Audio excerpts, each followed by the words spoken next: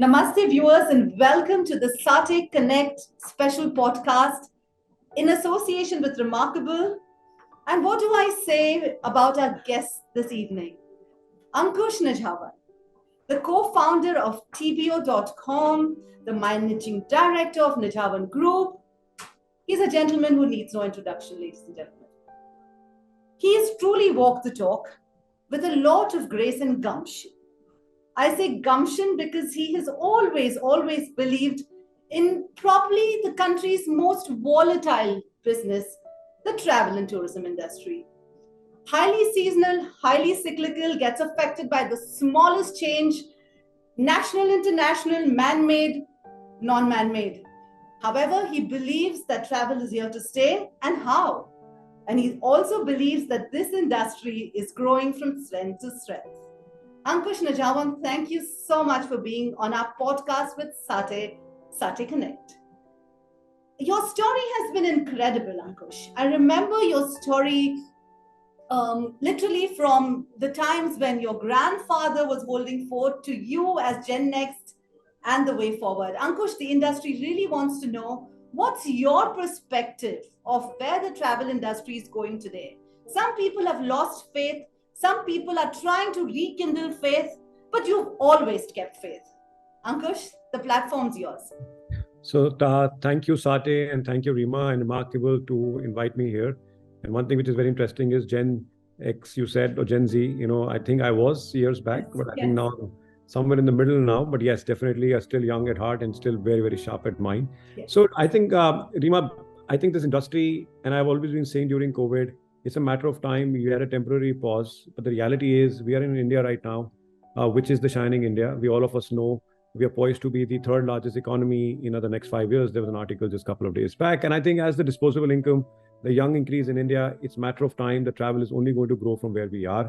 India remains to be one of the favorite outbound destinations for many, many stakeholders in the travel industry, as well as the hotels, tourism boards, etc.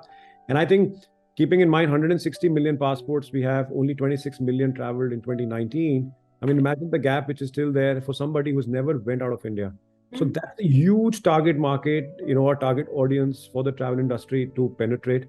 And I think next 10 years is India's years, in terms of the whole travel and tourism ecosystem. And I think India is going to be one of the leaders there, and everybody in the Indian industry, tourism industry, is going to be a big taker and a beneficiary there. So I'm very, very bullish, more bullish now post-COVID, and I think the next 5 years, let's rock and roll. And I'm sure everybody will get a big piece of their deserved share. Ankush, having said that, what I really appreciate is, and that's a really positive message to the industry, that post-COVID, you're bullish, which is it's an interesting statement because people really think that, oh my God, what's the future like? Any specific unit within the travel industry you think, is the way forward? Either cruising, do you think domestic travel, you think rail tourism? Where do you see the vibrancy coming?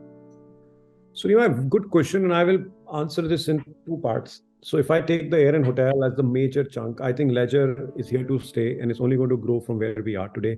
The amount of people want to live experiences, create memories, be it in, the typical destinations or the emerging destinations. I'm seeing this shift happening absolutely beautifully, in my own kind of understanding in the market.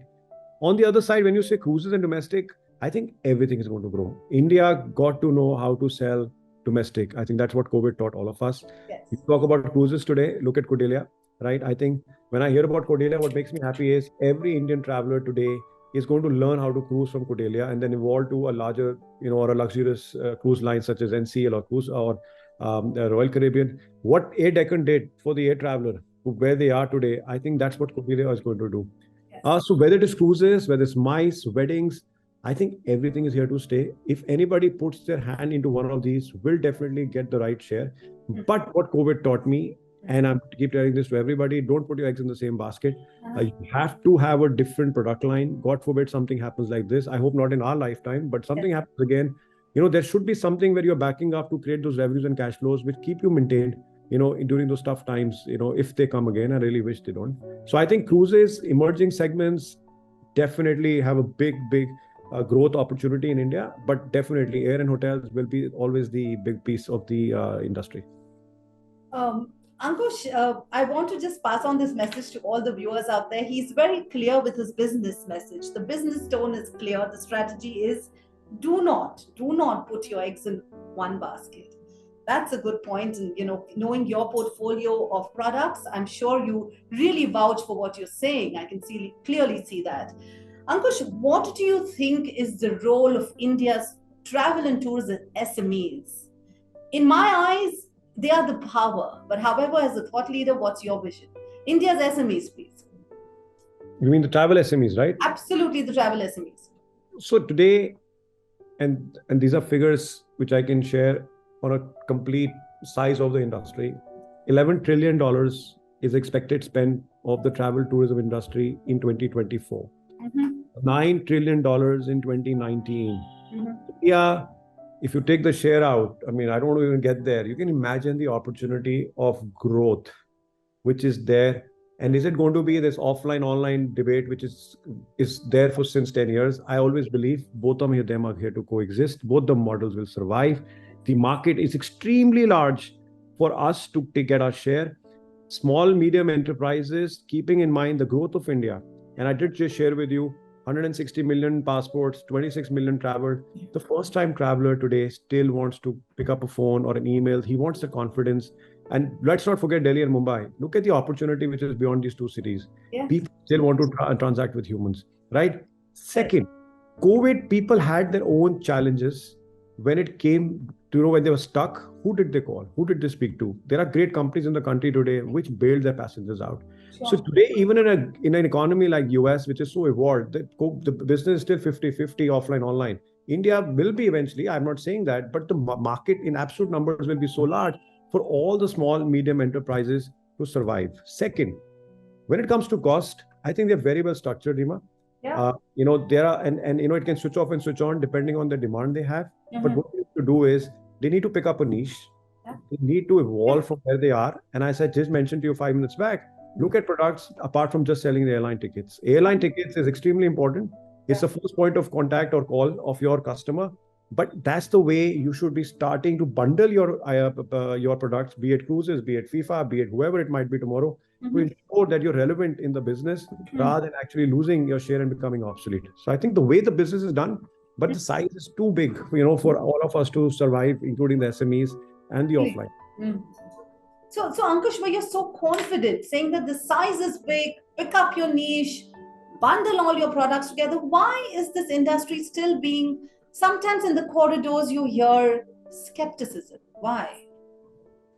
Reema, I disagree. And I tell you why. Because I walked the street in the last 6 months in many, many cities, meeting my buyers and my travel partners across. I must have met a little more than 2,000 since July.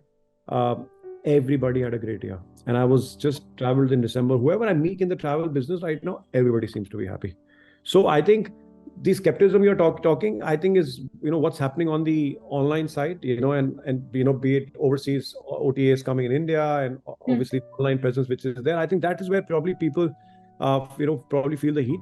And I think margins, because I think the world has become a little transparent. Yeah. So I think that's where the people are feeling the heat is when they used to margins. I think that's where the challenge is. It's not because of business or dearth of business. I think it's more on, the margins compromise. But that's where I say, why just sell one item? Try to get all your bundle of products so that you make more money for that same particular transaction.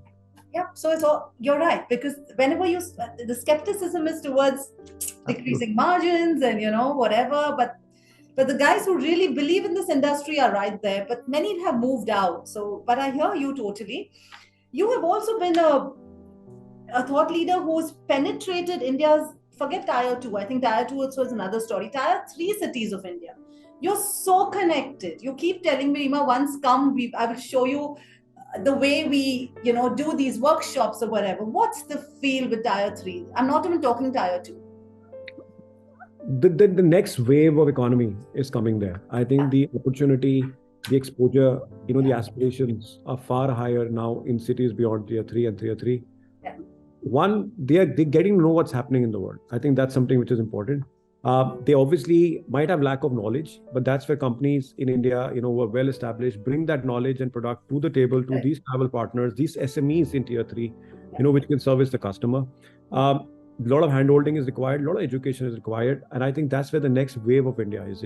When you say you might become the largest economy, it's not Delhi and Mumbai only contributing. I think the whole of India needs to be the economy engine behind the growth of India, and obviously which will filter into people which will spend into travel. I think that's where everybody today wants to have a different life, and especially with the digital today, and the influencers and the Instagrams and so on. I think the aspirations, Reema, for everybody, to see the world just increases when they see their peers, their families, their friends, traveling and enjoying life, and everybody wishes to do the same. Yeah. Uh, you know, this fabulous show, the SATTE experience, literally, they were the ones who brought the industry together at various platforms. Personally, I'm a print journalist in my head still. I really believe in people to people interview than online stuff, but that's me. What do you think it's you? Do you like the offline model? Do you like meeting people in person? It's the connection. Or you're still cool with the online thing? So I love the offline interaction and the presence, but the business should be online, and that's something which is my policy, and that's what we have done in our company over the last decade. So I'm not a hybrid model. I would love to meet my clients. I would love to meet my supply, in terms of meeting physically. So I think SATTE there comes in, which I'm very, very excited, which is about a month away from now. Yes. And I must say, Reema, we are the largest booth, of SATTE for the last almost 10 years. It is something which is India's show. I always say it, just to create an analogy that is the WTM of India. Two, I think the quality, what they bring on the table, especially both in terms of domestic and outbound, is immensely superior versus many which I've seen. Not that the others are not growing, they will, but I think SATTE does have a first mover advantage as well. But I think what they deliver on the floor, and what I think they will deliver on the floor this year. And I was telling the SATTE team, this will probably be the best SATTE they have witnessed, because one, everybody is hungry for a piece of India at the moment. And I think that is where the whole economic positioning of India today is helping people in the travel ecosystem, to get this opportunity from people who are eyeing India to be one of the top outbound source markets for them. I'm very excited, and I can already see numbers happening. I know people across the country are already planning the visits. There's no room available in Noida. I'm aware about this. So people are now looking at somewhere in Delhi downtown or nearby where they can commute to SATTE. So I think they've done a fab job. The infrastructure has helped them. And it's a pride of India at the moment. And I really wish and continue, that they will do this for many years to come. And as us, I think we will always support them, and we have been the biggest supporter, because I see a lot of merit, in participating, and a lot of ROI, what I think we get being at SATTE, meeting our customers as well as buyers. Super. So a person like you who has been holding the industry with a lot of unity, when you make a statement like that, it brings in, Ankush, it brings in so much confidence amongst your peers, even your competitors. I think it's today we are in the world of co-opetition than competition. Personally, I mean, I'm sure people have their own thoughts. However, but the fact that, I'm sure SATTE gets so much energy, positive energy from you, because as you said, you've been one of their largest players. Yeah, absolutely. So my next question, and probably something that takes you now to the global level, you mentioned it's like the WTM of the world. How do you see India on the global map today? How do you see India on the global map? You're talking inbound in specific? I'm also talking outbound, both, a combination, please. So if you can address either or. So outbound is very easy. As I said, everybody is hungry for India's outbound business. I think everybody knows the emerging travel economy of India, and the number of people growing over the next few years. Yes. But when it comes to inbound, I think India really needs to kind of work hard on it, because Incredible India does great campaigns. But I think more of the confidence, Reema, for a overseas passenger to believe that India is the place to be. And all of us Indians, especially after COVID, realized what an amazing country India is. I think we just need to put this in the world map in the right positioning, and making the overseas person feel comfortable when he's walking into Delhi or Mumbai as one of the point of entries, but then obviously start exploring the amazing, be it museums, be it the mountains, be it the beaches, and the amount of history I think our country has is something which is phenomenal.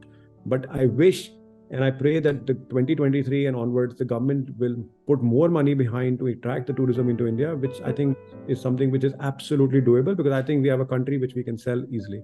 Yeah, and I think what you said is right. The strategy somewhere is going amiss. If we can get that in place and put things on the right track. Absolutely.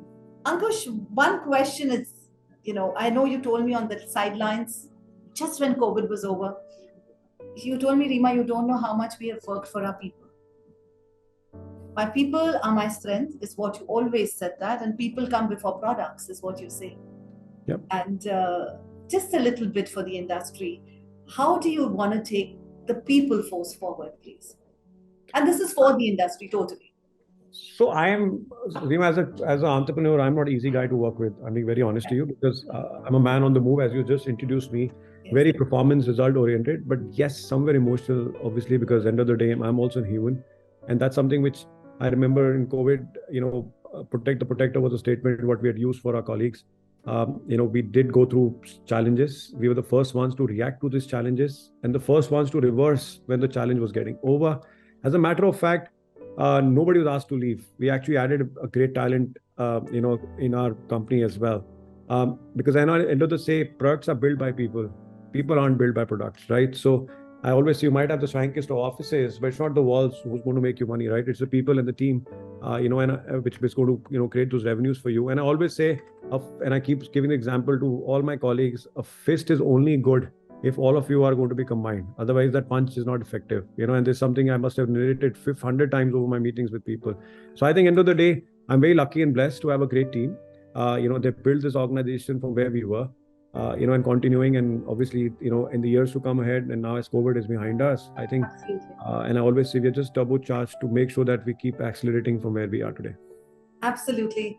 And I respect time, Ankush. We are here exactly at 4 o'clock. I've just got one last question. Sure. As a thought leader, where people really look up to you from across places of our country and also beyond our country, is there a profound statement you want to give that you truly believe that needs to be followed for the next few years to come? I think build something which is your core competency. I think that's something which has been imbibed in us. What we thought we are the best, we have to continue to master and champion that, rather than losing our focus in doing something which we might not be successful. End of the day, every company or entrepreneur today has limited bandwidth, capital, skill set, etc. Rather than experimenting, build on your core competency, and that's something which is my personal realization. And if you notice, the ones who succeeded in COVID, post-COVID, are the ones who held their ground on their core competency rather than, looking here and there. I think that's something which is my message and my learning. And never put eggs in the same basket in your core competency. Sure. Because the cash flow and the revenues need to come. Yes. God forbid, there are troubled times which might come in the future again. No, because you also said that, yes, cash flows is very critical. I remember. Absolutely. I think that's something who hasn't realized this in COVID. I'm sorry to say this, it's time for them to fold quickly. But somebody who held their cash flows and was very conservative during those times, I think is the one who's now smiling and will obviously become a winner as he move forward into the growing travel India. Wow. So Ankush, and I think SATTE is going to be really happy to hear that, you find this whole product so meaningful. I mean it, Reema, not because you're interviewing me for SATTE and for the show. I genuinely mean it. I say this in my public forums as well. It's an India show, and I wholly wish that this is an opportunity in a marketplace, which I call, which will help all the stakeholders across India, to bond, to create business, to create relationships, even complaint. Sometimes you will meet people you're upset with, but this is a time when you meet face to face, bridges, get sorted, and. Yeah. Oh yeah, of course, the vibe, the energy. Yeah. I mean, sometimes you can really, put in a lot behind you when you meet a person, and that smile probably helps a lot. Yeah, I get you, Ankush. That's a beautiful, beautiful thought you leave us with today. And hope to see you at SATTE. Absolutely. Super excited. 1 month away, and no fog, I hope, and no traffic jams. And I'll be there at sharp 9 a.m., 10 a.m. 9th. And excited to meet all my colleagues across the world and in India as well. Yes. Ladies and gentlemen, we had Mr. Ankush Nijhawan, speaks some extremely pointed thoughts. I'll just sum up very quickly. He says very profoundly, particularly pointedly, that please do not put all your eggs in one basket. Stick to your core. Ensure you are cost conscious. And most importantly, meet more often. Meet more often at platforms, have each other's energy, and we all are there in it together. His message is extremely clear. Me, Reema Lokesh, the editor and founder of Reemarkabl, really feels so pleased to meet a remarkable personality like you, Ankush Nijhawan. Thank you, Reema, once again. My numerous conversations with you. Keep up the good work with SATTE and your own Reemarkabl. And as I always say, I'm always there to support you and the great people in the industry. Thank you so much. And thank you for appreciating my work. Yes, I appreciate it with all humility. And good luck and see you at SATTE. Thank you. See you soon. Thank you. Pleasure. Bye-bye.